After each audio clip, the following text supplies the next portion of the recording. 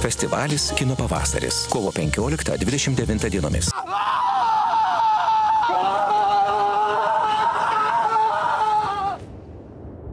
Nežinia, kas taip išgąsdino ar sužavėjo šį pagrindinį bulgaro režisieriaus Kameno Kalevo filmo Sala herojų Danielą. Ar šarmingoji prancūzų muza Leticija Kasta, nupirkusi savo draugui bilietus į Bulgariją, ar galimybė laimėti jau ryt pradedamą kino pavasario konkursą Nauja Europa, nauji vardai. Konkursas bus ypatingas tuo, kad prieš 2 metus nugalėjęs bulgarų režisierius, tuomet nebegalėjęs atvykti, atsiimti prizo Kamenas Kalevas. Šiemet vienas pirmųjų patvirtino savo dalyvavimą ir mes pakvietėm jo patį naujausią antrą filmą Sala, kurį galime pavadinti ir pačiu žvaigždiškiausiu konkursinės programos filmų, nes jame pagrindinį moters vaidmenį atlieka prancūzų supermodelis Leticija Kasta. Šiųmečiame konkurse 11 filmų iš rytų ir centrinės Europos.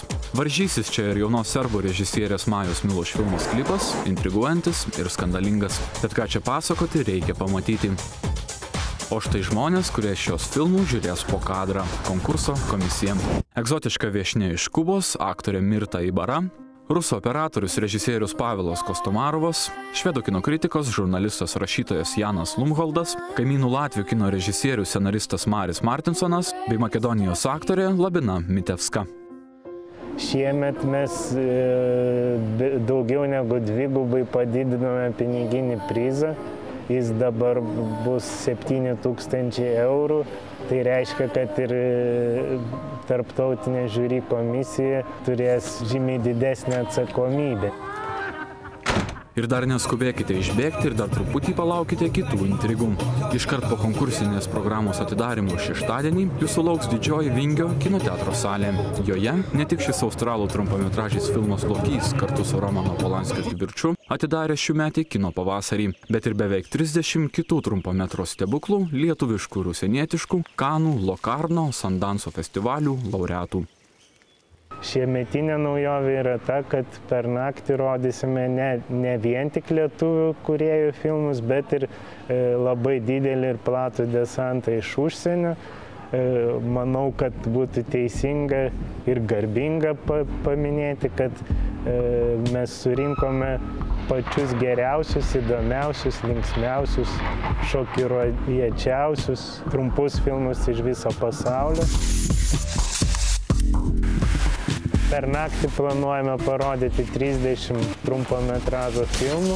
Renginys baigsis jau prašvitus.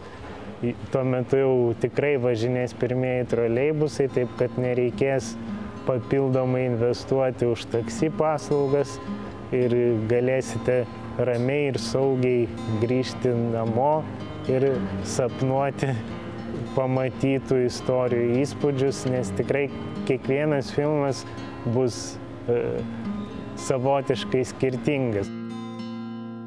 Ir jei jau šiąnakt sapnavote kino pavasario filmą, nebejoju, prabudote laimingi. Nes jei prabudote pikti, netikiu jūsų apsilankymų festivalyje. Labiau tikėčiau, jog kino teatrą iškeitėte į kokią triukšmingesnę vietelę. Tačiau jau šeštadienio naktį kino ir linksmybių poreikius galėsite suderinti kuo puikiausiai.